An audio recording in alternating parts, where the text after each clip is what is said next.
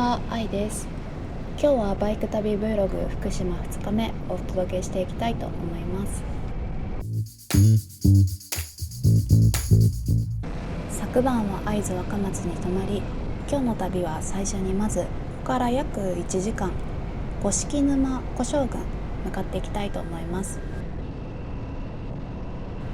前回の動画で投稿した東京から福島への移動日、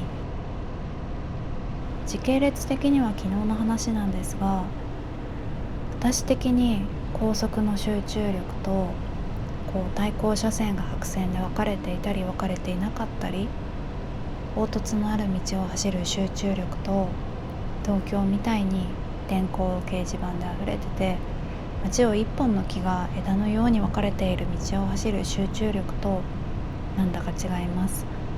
私にとっては山道、東京の道、高速ってくらい集中力を使いながら走ります。まだこういう道を走る経験が少ないので、安全第一に行こうと思います。五色沼入口観光プラザ、まずはここに行ってどういうコースで観光していくか、スタッフさんに相談しながら旅を進めていこうと思います。はい、スタッフさんに聞いてみたところ、所要時間は約1時間半。見どころは弁天沼と青沼と瑠璃沼のようです。時間がないならその3つの沼だけで十分だよとのことだったんですが、せっかくなので5つの沼全部見に行こうと思います。熊が出没するみたいなので注意しながら行きます。一応防犯ブザーを持ち歩きながら、本当にこの道は合っているのかと思いながら、とりあえず進んでいきます。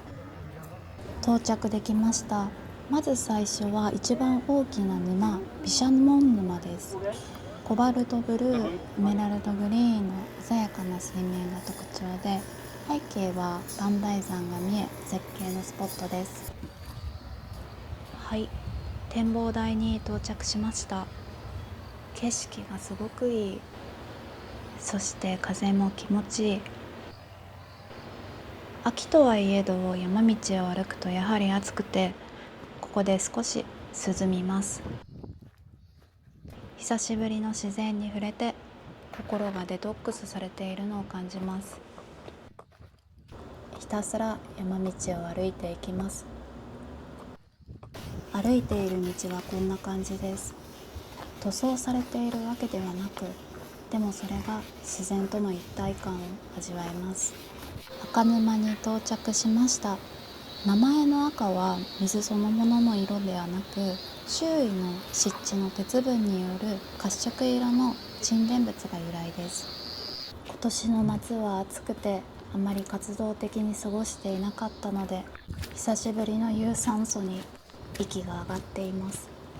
これが今歩いている単焦路、約 3.6 キロ、8つの沼が見えます。中間地点の弁天沼に到着しました。個人的にはここが一押しです。五色沼の色は人工的なものではなく、火山噴火でできた地層の鉱物、藻類、光の角度の組み合わせによって自然に生まれたものです。あまりにも綺麗な景色とここまでの道の疲労度で虚無っております。もしもこの動画を見て五色沼観光に行こうと思ってくれる人がいるならば伝えたい。必ず水分補給できるものを持参してください。私はだいぶここら辺で後悔しています。ということで流れるように瑠璃沼と柳沼、ようやくコースの出口に到着です。もう本当に限界で焦っている私の一部始終をお届けします。人は焦ると自販機の使い方もわからなくなる。はい、もう動画を回す前に最初の一口飲んでるので顔は余裕です。いやー、疲れた時のコーラは最高。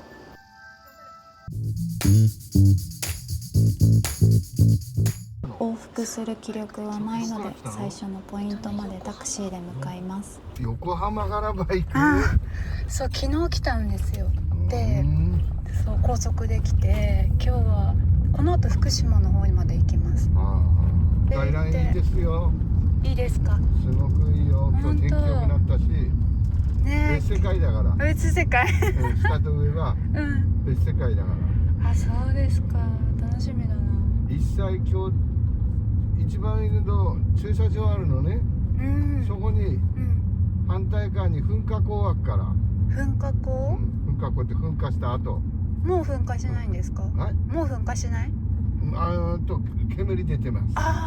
大丈夫。それは反対側で、それで15分くらいで上がれるから、よかったらそんなもんな。若い人はみんな上がる。若い人15分くらいで上がれる。本当ですか？煙で上がる。ロープウェイかなんかですか？いや足で。足で？行くと駐車場に入ると分かる。一番上だからね。何したらあれかな、ケーキ屋教えてやる。すごい有名なケーキ屋かね。ケーキ。これでさ、いや。今日もやってる。東京の。次は磐梯吾妻レイクラインへ。裏磐梯と猪苗代方面を結ぶ全長 13.1 キロの山岳道路で、湖や森を眺めながら走る回送ルートです。料金は無料。道は比較的緩やかなワインディングで走りやすく、もう少し秋になると紅葉の名所として人気だそうです。道路脇には展望台もいくつかあります。景色を楽しみながらゆっくり走るのがレイクラインの醍醐味です。レイクラインから国道115号線を出て、高湯温泉方面から磐梯吾妻スカイラインを登っていきます。全長約29キロ、標高はなんと1600メートルを超える絶景ロードです。無料で通行でき、日本の道100選にも選ばれています。私は中面時代もクルーザータイプでドラッグスター400クラシック乗ってたんですね。で、クルーザータイプって直進安定性は強いけど曲がるのが苦手じゃないですか。スピードに乗せて倒し込んでひらひら曲がる運転というよりかは、ラインをしっかり作って滑らかに曲がって走るっていうことを意識しています。あとはスピードの出したそうなバイクが後ろにいるときは、もうどうぞお先に精神で走っています。でもファットボブは見た目はマッチョなクルーザーだけど、走ってみるとコーナリング性能すごく良くて、君は見た目に反してカーブに強いなと思いながら走っています。浄土平が見えてきました。浄土平は吾妻山の中腹に位置する人気のビュースポットです。ここから吾妻小富士への登山もできます。駐車場はとても広く、バイク専用のスペースもあります。ゆっくりと速度を落として進み、バイク専用のスペースに停めます。標高が高いので風が冷たく、撮影時は9月半ばでしたが、革の厚いジャケットを着て少し肌寒さが感じるくらいです。吾妻小富士を登る前に少し休憩。一切氷山の噴火口、活火山ならではの迫力のある景色が広がっています。そしてこちらが吾妻小富士の火口です。直径はおよそ400メートル。火口の周りは一周できる遊歩道が設備されていて、1時間ほどでぐるっと歩けますが、私は疲れたので歩かずに戻ります。こんな感じで私のバイク一人旅福島編は終わり。次回はバイク一人旅宮城編をお届けしていこうと思います。ではまた。